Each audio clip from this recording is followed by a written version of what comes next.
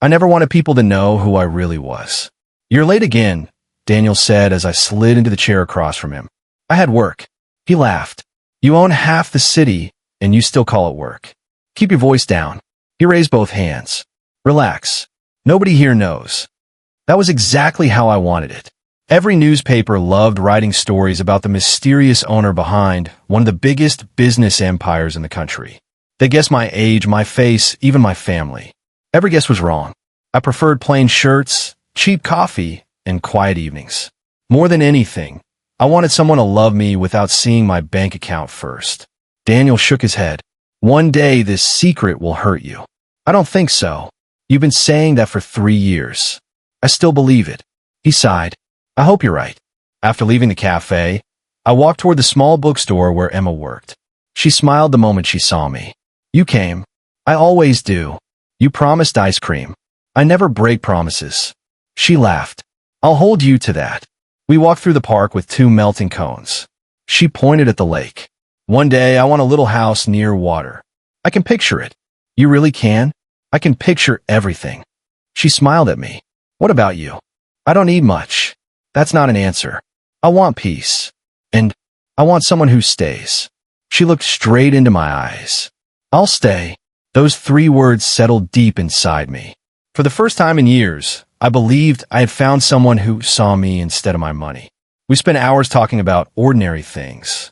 Favorite movies, childhood memories, bad cooking, funny teachers. Nothing felt forced. Nothing felt fake. When I finally walked her home, she squeezed my hand. Today was perfect. It was. She leaned closer. I'm glad I met you. So am I. As she disappeared inside her apartment building, I couldn't stop smiling. For a moment, my secret didn't feel heavy anymore. I stood behind the dark glass wall, overlooking the grand ballroom.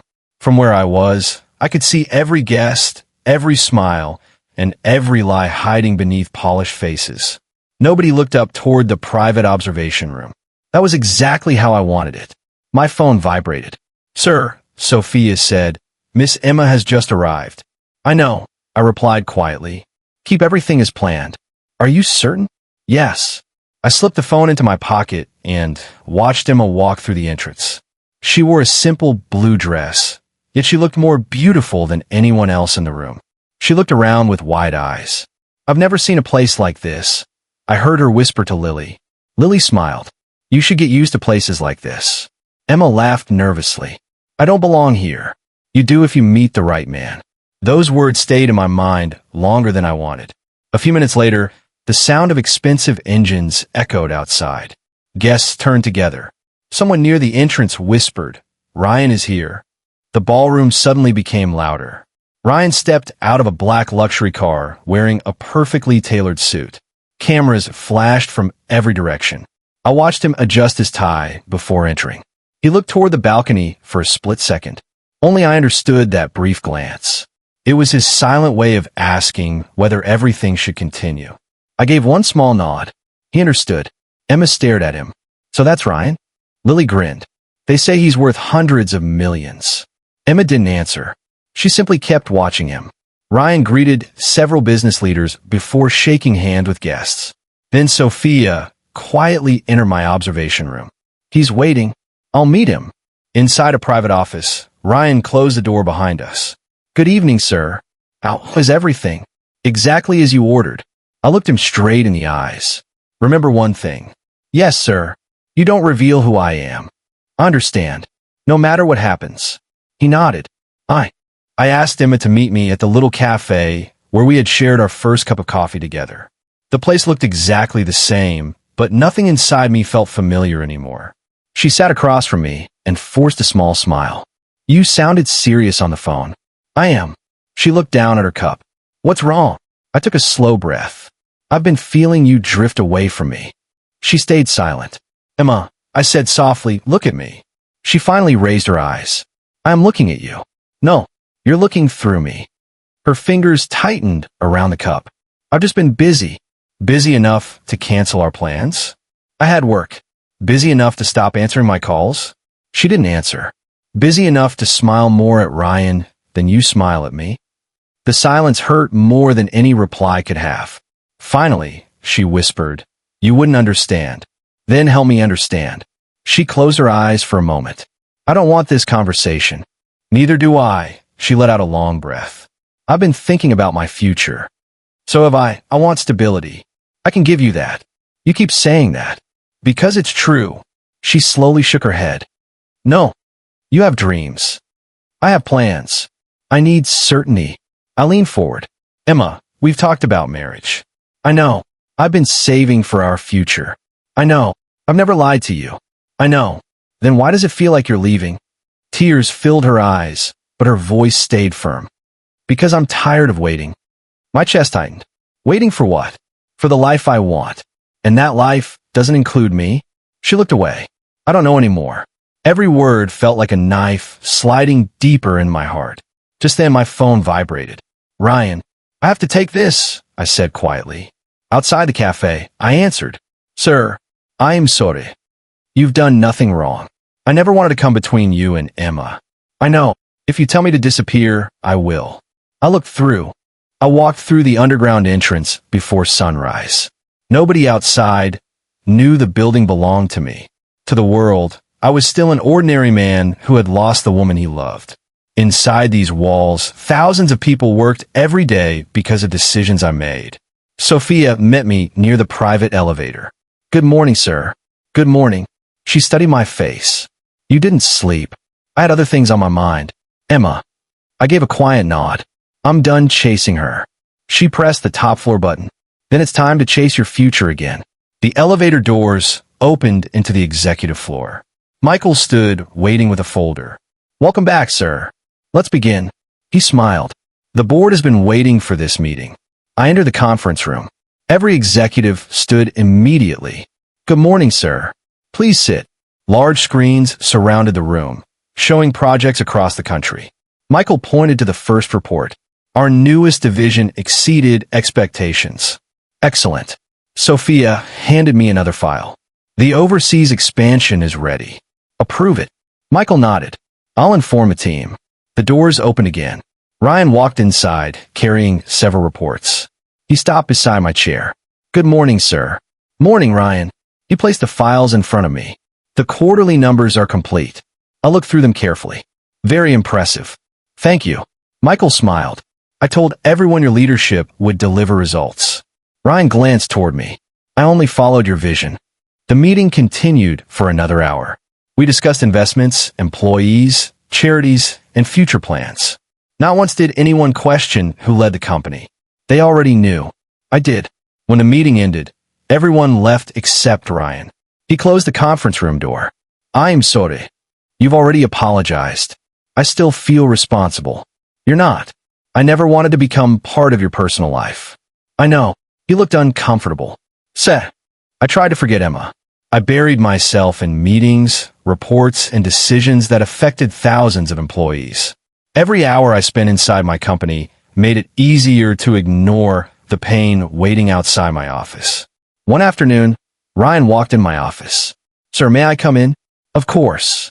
He closed the door behind him. I need to ask you something. I already know what it is. He sighed. Then you also know why I'm asking. I leaned back in my chair. You want to know how much longer we keep this secret? Yes. I don't have an answer. He looked uneasy.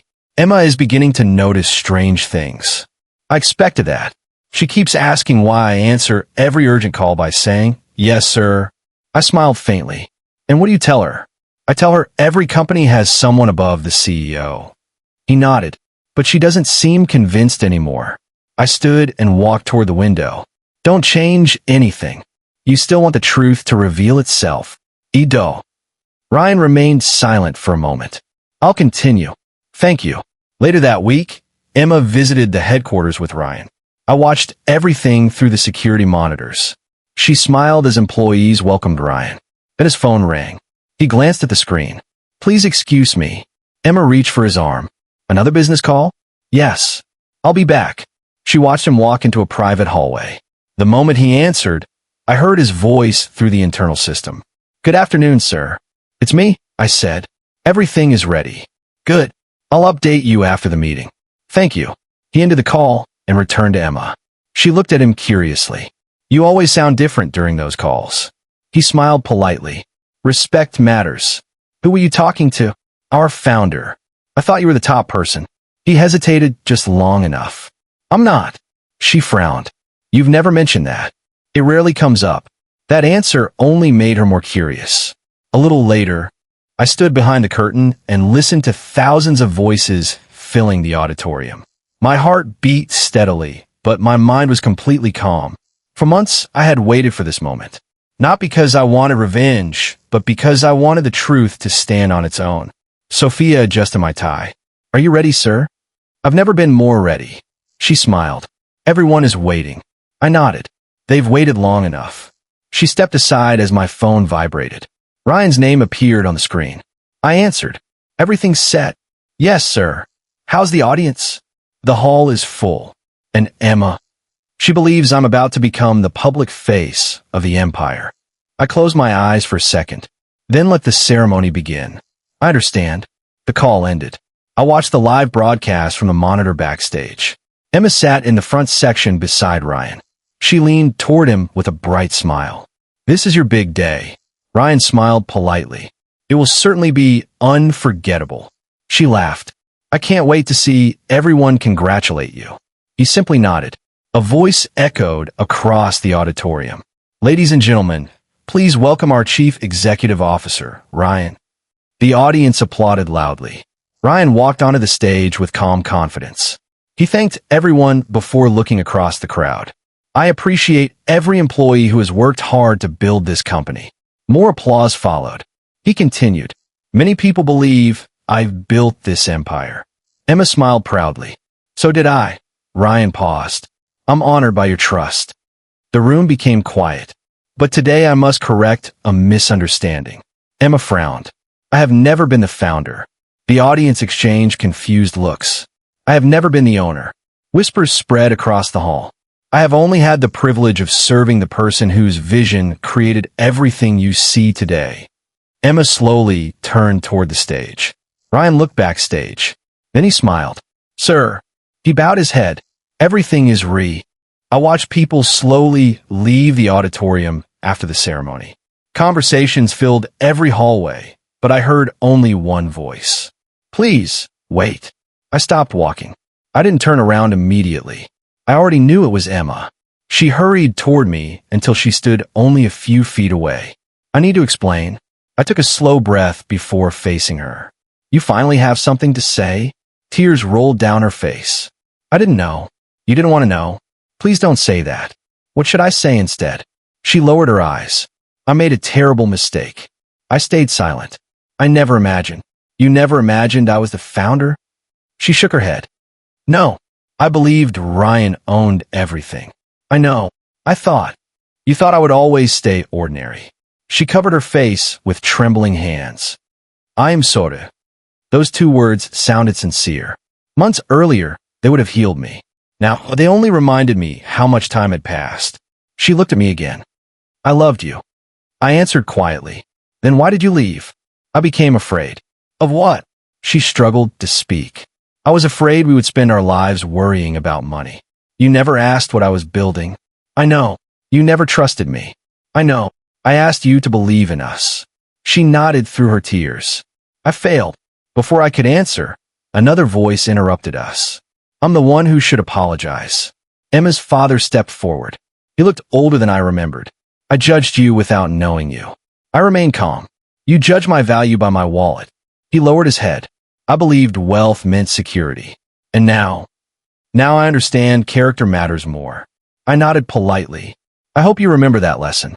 He looked at Emma with regret. This happened because I kept telling her to choose comfort over loyalty. Emma whispered, Dad. He shook his head.